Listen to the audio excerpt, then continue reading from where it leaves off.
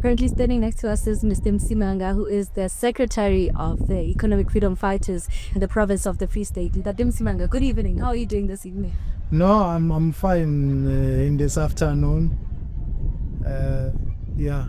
Right. I want to get your reaction to the State of the Province address that was currently done by Premier MaQueen. Any remarks, and also are you satisfied with what she had to say, and are there any expectations that you have had and it were not met? Okay, maybe we must start. I listened to the whole speech. My first disappointment is that there's not even a single word, let alone paragraph. There's not a single word dedicated on corruption. She was deliberately silent on corruption. Maybe she's a suspect. That's why she's so deliberately silent on issues of corruption. If you are to deal decisively with issues of service delivery in Free State, you cannot ignore issue of corruption because it's affecting service delivery directly. That's first point that I'm disappointed on. Secondly, this State of the Province address comes in the middle of a crisis nationally where the executive is trying to find itself as far as a budget, what is going to happen. So if I were a premier, I would have postponed and waited for Parliament or a visit for Minister of Finance to present a budget speech and be adopted by Parliament before. Because presenting here and saying we're going to do 1, 2, 3, 4, 5. What if budget comes different from what you expected? So on its own, it will render this thing fruitless and wasteful expenditure. Point number 3, we have a serious problem in our municipalities where people, employees, there are deductions that are made of municipal employees, but the money does not go to third party, your medical, your retirement fund. As a result, we have people who are over 60 who want to retire.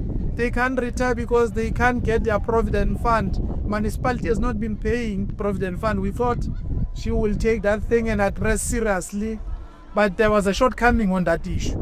And then she spoke about logistic hub, Maluti, economic special zone. Good idea, but she must remember that if the president said she wants us to be great, if that red plane is something to fly, the concept is to fly, and indeed President implements that thing of a bullet train, it will mean it's going to render the whole idea of logistic hub irrelevant, and it will, that institution become a white elephant.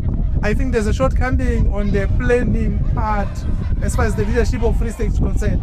But another point that I want to raise is issue of health. We are working with a little staff. We are at 40%, and then at some point 1,200 workers which were employed during COVID-19. They wanted to retrench them. We had to put a fight both on the streets and on committees where we are sitting to say, we think if you are to pass a budget, this thing of a lack of staff from Department of Health is no longer just a mere staff issue, it's a human rights issue. If you value a human life as value of values, you'll know these people are there to protect human life. So we thought very hard, but Premier is pretending as if it's her who fought for this thing. In fact, she was resolute to take these people, all of them out. She had no solution on how to bring them back. But we had to put a fight to say, if we are to present with the National Treasury, these are issues that must be presented. And this is a human rights issue, hence they had to take workers back. So the credit must be given where it's due.